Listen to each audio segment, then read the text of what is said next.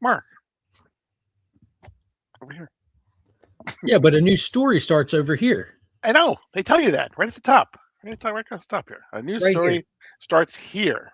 Here. So we're going to tell you what we thought of the news story starting here, right after this.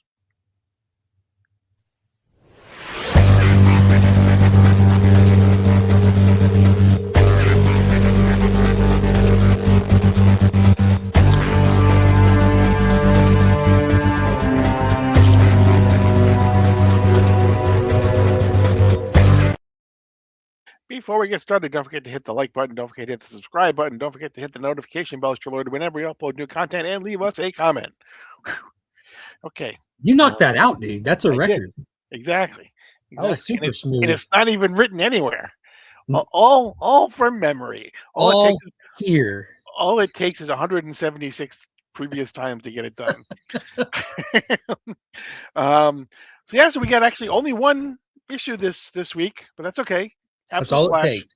Issue number 13, the start of a new story. In case you didn't get that from the opening. Yeah, because we're done with the first year. This is officially year number 2, right? Exactly, and the last year 1 ended hugely, as they would say. I think huge. Yeah, exactly. So, but we get a reminder, kind of how year 1 ended right at the beginning of the story, though, because we see Wally is having a little bit of a nightmare.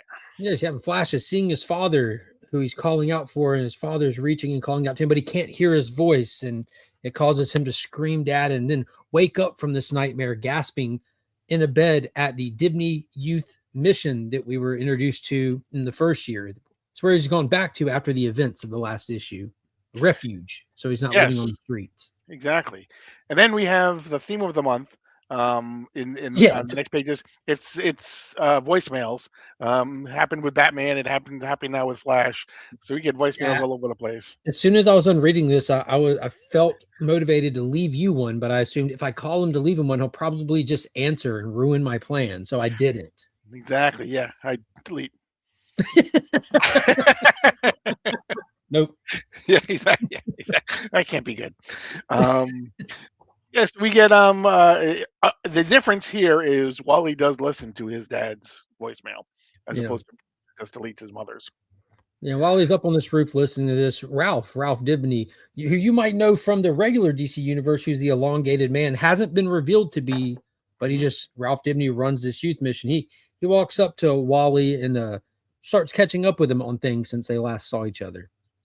Yeah, he basically is kind of hinting that he knows something's up with Wally because he has eyes, pretty much. And Wally, of course, does the old, what, I'm just being on my own. I'm used to being on my own. Nothing's up with me. Don't worry about it. Don't worry about it. Don't worry about it. Type thing. And Ralph's giving him space to. He's not pressing him on the issue. He kind of references when he was there last how the molting man showed up, or was it Heatwave? Their version of Heatwave that showed up, and there was a fight, and Flash appeared. And he talks about how an agency came to see him after those events, the DEO, and he even hands Wally a card to show him that the DEO left this with me and asked to call them if the Flash ever returns. And we get the name of the DEO agent on the card. Yes, Hunter Zolomon.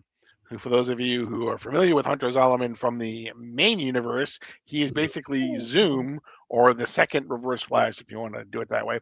But he also works for the DEO, like you said, the DEO, who is very active over in Absolute Green Lantern. Mm-hmm. Seemed like they have their fingers in everything. Mm-hmm. But Wally asks him, does this mean you're going to call him? And he's like, no. Nah, and he rips up the card and says, dude, you're safe here. Just be here, be safe here. We got what, we're here for you if you need us, kind of thing. And so he goes downstairs, listening to his music, eating a meal. And that's when this girl who has the potential to be a great investigative reporter that we met in the first year as well comes and sits down next to him. It's the return of Linda. Yes. Linda, who basically tells him, I know there's something up with you because I have eyes. And basically she does not give up as easily as Ralph does. Yeah, he tries the same. I don't know what you're talking about. And she says, sure. And she holds up a phone with him. she video recorded. She's the one person who has a recording of him fighting Heatwave, Clearface, and everything. She's like, dude, you can't lie to me because you're right here. And just so you know, there's other videos that exist on the dark web, basically, and you got to be careful, but you're not going to lie to me about this. And he says, fine, I'll tell you all about it. So they wander off to what looks like a scrap yard, and he pulls out his bag and shows her his suit, which thankfully she makes fun of. She's like, bro, you think that suit looks cool? That's ridiculous. You were like, yes. Yeah, I was. I'm like, huge W. Yeah. Huge W. And he tells her it is cool. And she's like, well, if you think so, that's perfectly fine, sport. And he takes her for a run. You get a cool little page with her on his back, them running around, riding around, getting it. Good stuff. So he has revealed his powers, his suit, and everything. Linda, who already kind of busted him. Right. Missing the monkey. Right, exactly. So she asks him about the monkey. Tell me about the monkey, and he's like, I don't know where the monkey is anymore. The monkey's gone, basically. So he pretty much catches her up on all the events that occurred, and that he wants to find his father. And she says, well, go get him. And he points out, like, I don't know how to get to him. The base, the explosion, all the damage. That's the only way that I know how to get to the still point. So I don't know how to get back to it. And she recommends, well, let's go investigate. Mm-hmm. So that's where they head. They head. We also get a lot of backstory about his mother as well. Oh yeah, this is a touching part. Exactly. So we find out that one of the things that's weighing on Wally is that his mother suffered from bipolar disorder, and basically he had to take care of everyone, and try to take care of her, and he wasn't able to take care of her, and his father had left, and so something happened. We don't get exactly what happened, but just something had happened. She definitely killed herself. Like, yeah, exactly. Very much implied right there. And he blames his father to a degree for working so much and leaving him to take care of her, because he feels like him missing her medication led to her downfall, even though he acknowledges eventually it would have got here. And I know that, but still, it's the weight of adults on a kid is just crushed him, and that's what caused the rift between him and his dad. Mm-hmm. And so, as you were saying, the two of them decided to go up back to Fort Fox, Colorado, to see if there's anything left there. When they get there, there is not a lot left. It looks like a Stranger Things it does episode. There's not a lot there, but as they're walking around, they end up in looking in one of the bathrooms, and they look into a mirror, and they see something kind of funny going on. Like there's what they call on a comic book cover, it would be called an infinity cover type of a thing. So like the image and the images behind it, so on and so forth all down the line. And she's like, do you see this? And she's like, yeah. She's like, why is it doing that? And he's like, I don't know. And as soon as that happens, basically, it cracks, and we get, if you were a Superman 2 fan, we get basically Linda ending up in the Phantom Zone. Yeah, she's pulled into the mirror. She's in the shards from the mirror, screaming "Help!" Yeah, which that was really good in Hail Mary where he did that. I'm from Superman 2. I'm Red.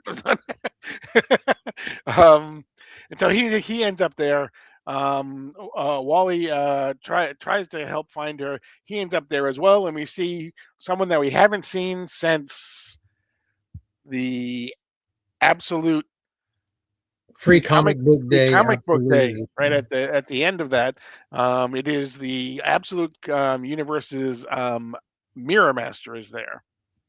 Yes, he looks straight at them, and all he says is "Let us out." And it looks to appear to be numerous of him, unless that was meant to be him walking forward, talking like that. But he refers to himself as us, talking about all the different reflections in the different shattered mirrors inside this mirror dimension.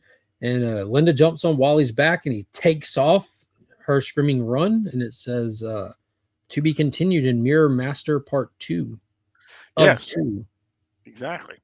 So it was a quick read, so it was a quick story to tell about it, but I really liked it actually. I did too. I like the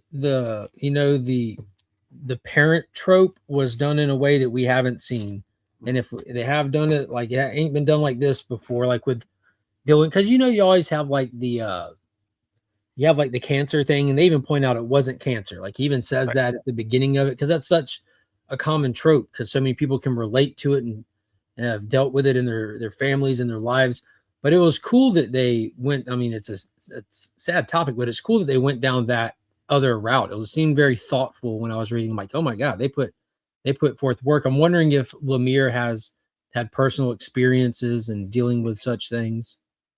Yeah, and I mean, I don't know, to be fair, because that sounds cruel, but she was killed, or she is dead actually in the main universe too. So having her dead is not necessarily, oh, that's so cruel to do to her in the absolute universe.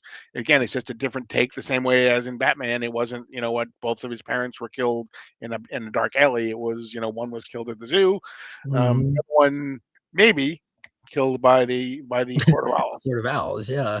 So, Check last week's episode. exactly. But yeah, another good week. We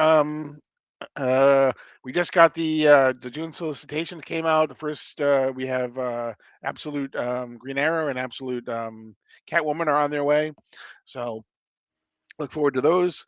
I'm excited for Green Arrow. Exactly. Absolute Martian Manhunter is wrapping up, so Thank God. I want to say issue 10 is this week, I think, coming up, but I'm not positive. So, but we'll be here to cover all of it. And in Superman, look for King Shazam coming up. So that sounds like it has the potential to be epic. Yeah, it's their version of Black Adam, from what I think they stated. Yep.